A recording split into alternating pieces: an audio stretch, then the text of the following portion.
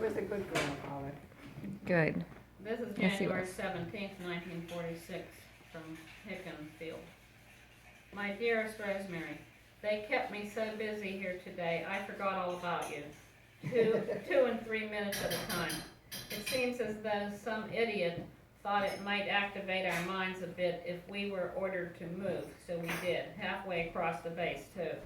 Someday a psychiatrist is going to unscramble an Army wheel's brain and make a fortune. I myself would pay plenty to find out how one ticks.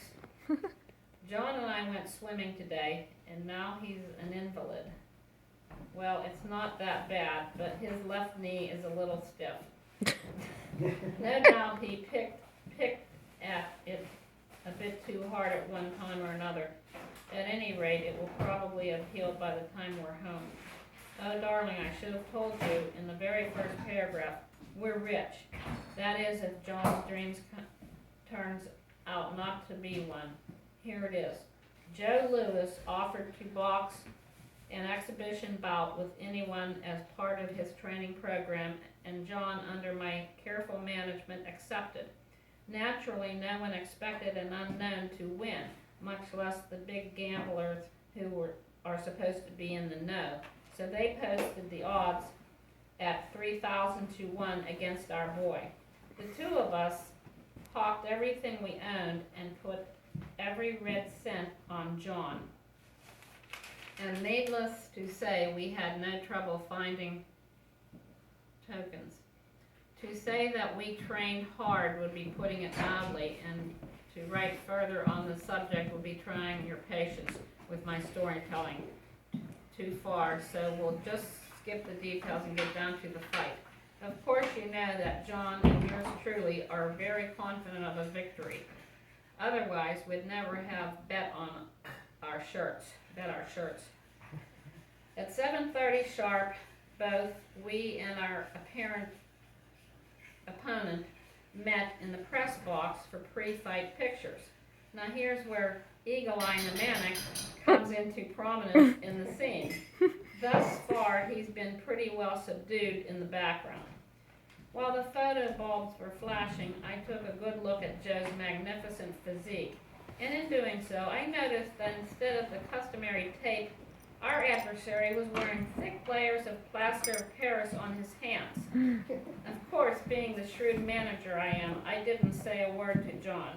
Instead, I followed the Louis entourage into the dressing room, and in the absence of our hero, ordered Louis to remove the plaster of Paris and don the regulation gauge. And which, of course, he did. Otherwise, his reputation would have been ruined. Being a very good sport also, I told Joe that I wouldn't report the incident to the NBA. Now comes the coup de grace, the piece de resistance. Just before the sound of the gong opening the first round, I sprung the works. I told John everything I'd seen, and just as I had planned, our boy became blind with rage. Being full of vengeance, though, he didn't go in for an immediate killing. Instead, he just kept Joe close enough to consciousness to know that he was taking a beating, cut him up for 3 brutal rounds, and then finished him off with 1 haymaker in the 4th. Our boy wanted Joe to suffer for the scheme he tried.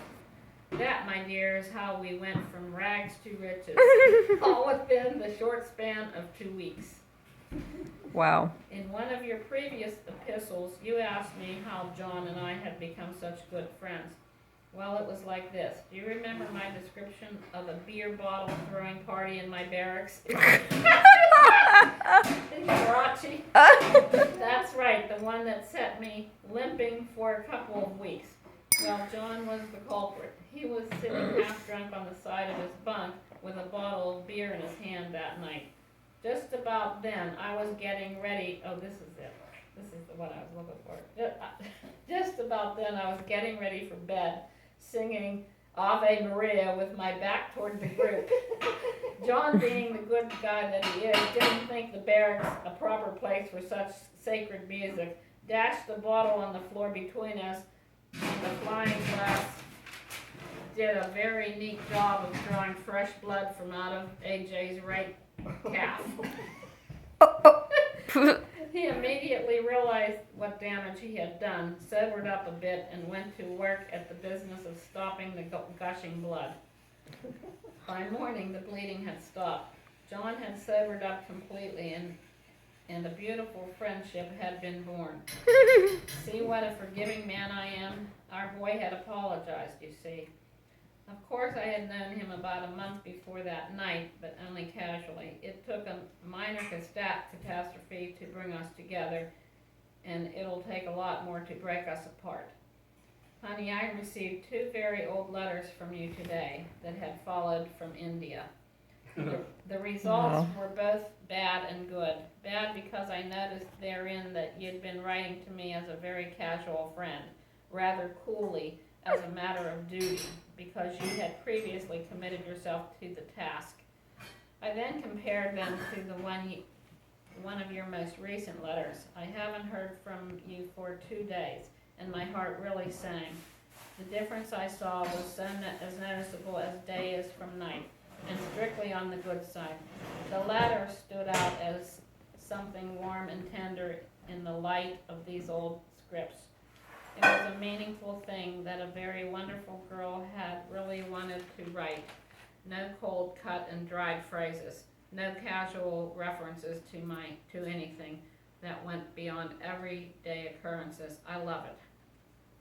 Angel, I'm so glad we're not holding back on anything now. It's good for me anyway. Haven't you noticed how much more I've been writing lately? Egad, did I even ask you if there were any virgins left? In one of those old letters you said, don't let those magazine articles destroy your faith in all the girls in the U.S. There are still available virgins who are worth having. I realize that, darling, and I know my Rosemary is one, but the fact still remains that there are far more who are not, right? I think I've said all that's on my mind, darling, so let's just knock off with the how does it feel to be rich. Love, darling, Tony. That's your grandfather. P.S. P.S. Please don't misunderstand some of this letter. I'm not trying to be vulgar. You know, he always loved his grandchildren. He would talk to them, play with them, you know, and that's what he really did. And so when we went to bed that night, and he said, I talked to you, and he said, well, I says, well, can I get you something? No, just come to bed. Just come to bed. 10 minutes later, he was gone. So I was always glad that he didn't linger and suffer. Yeah, that was your grandfather, honey. How long were you married? How many years? Oh gosh, I don't know at that time. A long time, sure. But I didn't have any children then.